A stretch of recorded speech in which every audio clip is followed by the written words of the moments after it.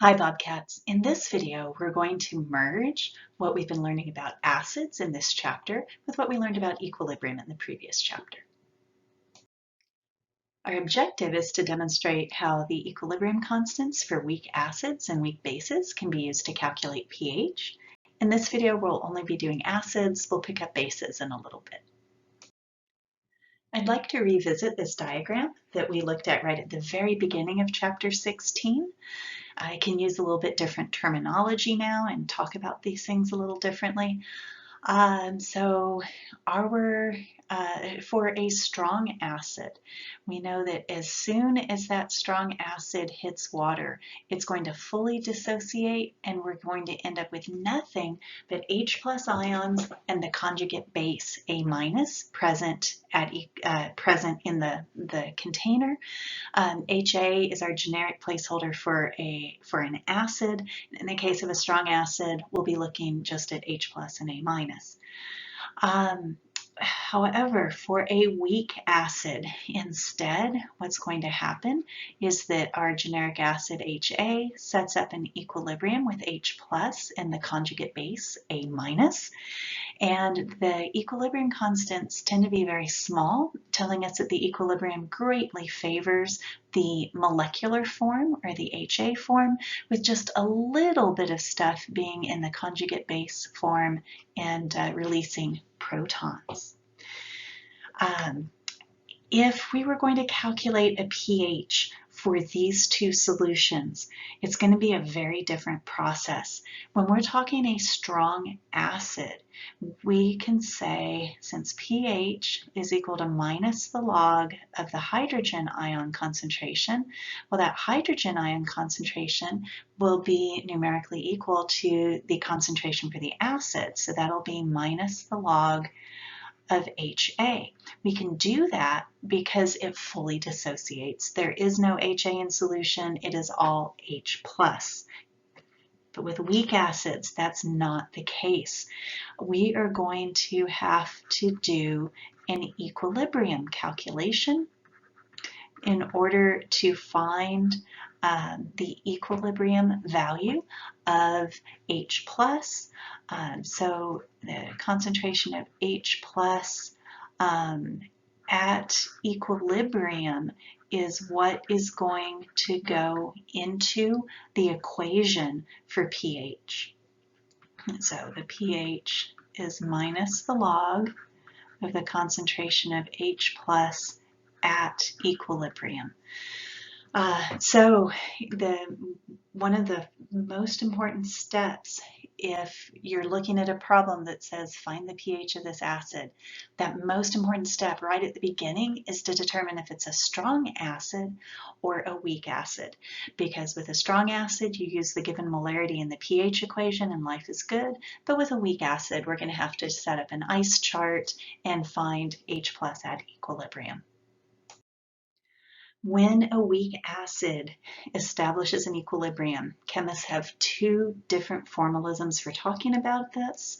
One of the formalisms shows the molecule of the weak acid reacting with water to give the hydronium ion and the conjugate base.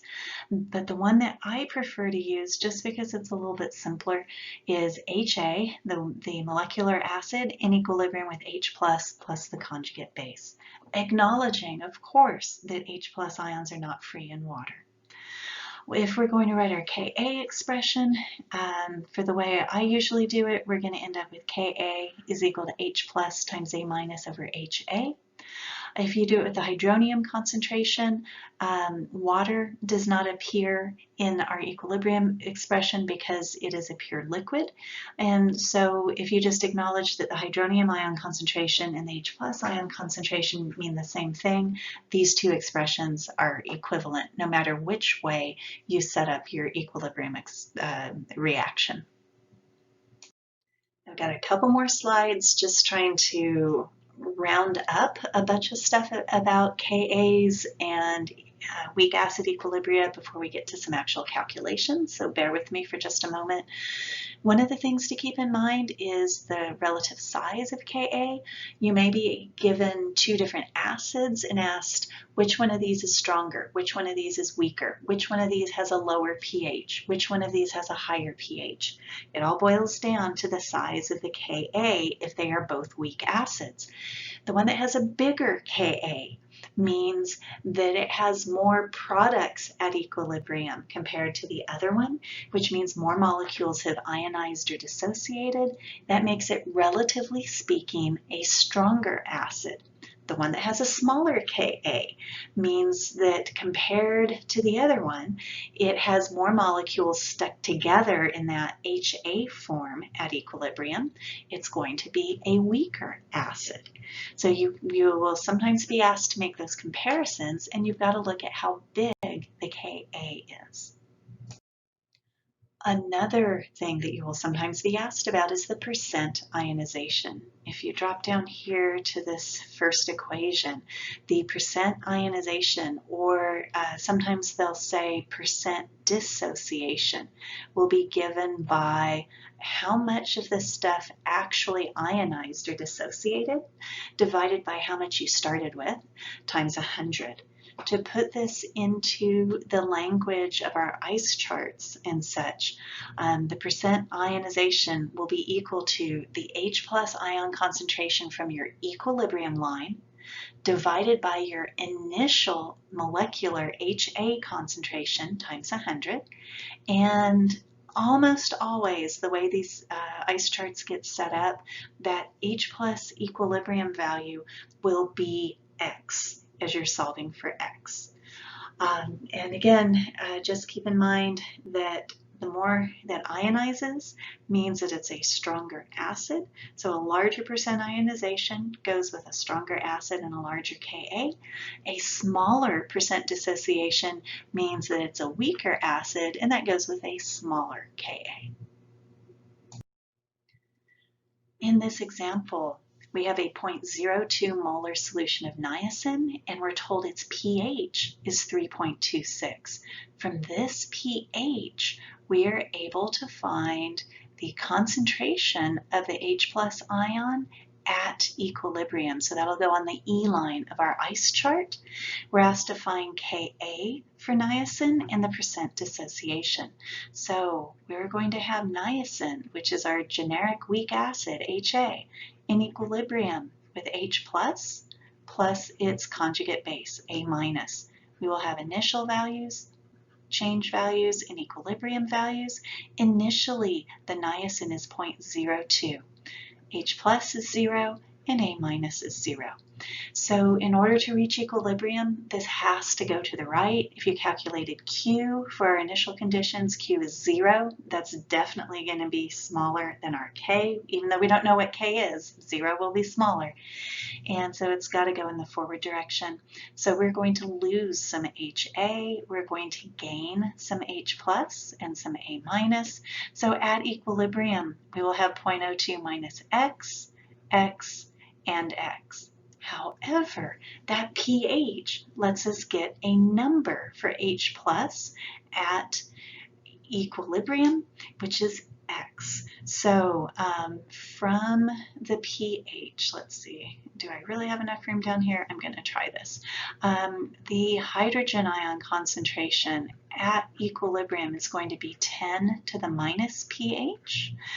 So that's going to be 10 to the negative 3.26. Grabbing my calculator here. 3.26 negative, second 10 to the x. That's going to give me a value of 5.5 times 10 to the negative 4. Let's see, that will be my value for both, since that's equal to x, that will be my value for the conjugate base at equilibrium as well. To find my value for HA at equilibrium, I'm going to take that number and subtract it from 0.02, and that's going to give me that the equilibrium value for HA will be, instead of 0.02, it'll be 0.0195. That essentially just rounds to 0.02. So I'm going to, if I go to 2 sig figs, which was what I originally had, so I'm just going to leave that at 0.02.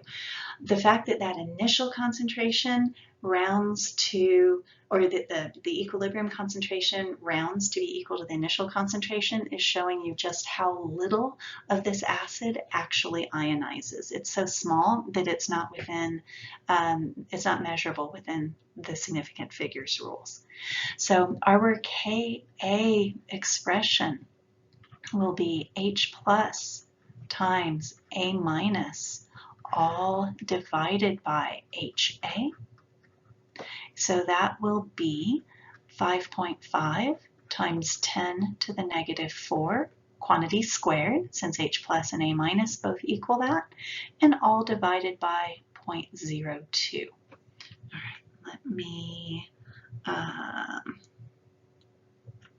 run that through my calculator. So 5.5 times 10 to the negative 4 quantity squared divided by 0.02, and that's going to give me 1.5 times 10 to the negative 5 for the Ka of niacin. Oh, percent dissociation. We were asked to find that as well. I'll work that up here in the top. X is our equilibrium H plus concentration, which is what goes in the top when we figure out the percent dissociation. So that's going to be 5.5 times 10 to the negative 4, all divided by our initial HA concentration, which is 0.02, and times 100 to make it a percent. And so let's see, 5.5 times 10 to the negative 4 divided by 0.02 times 100. That's going to be equal to 2.8% dissociation, or percent ionization. If the percent dissociation turns out to be less than 5, you'll find that it's valid to say that at equilibrium, the concentration of HA is equal to the same thing as its initial concentration. Because when that percent dissociation is less than 5%, such a small amount of it dissociates that if you round with the sig fig rules, you're still going to get the initial concentration.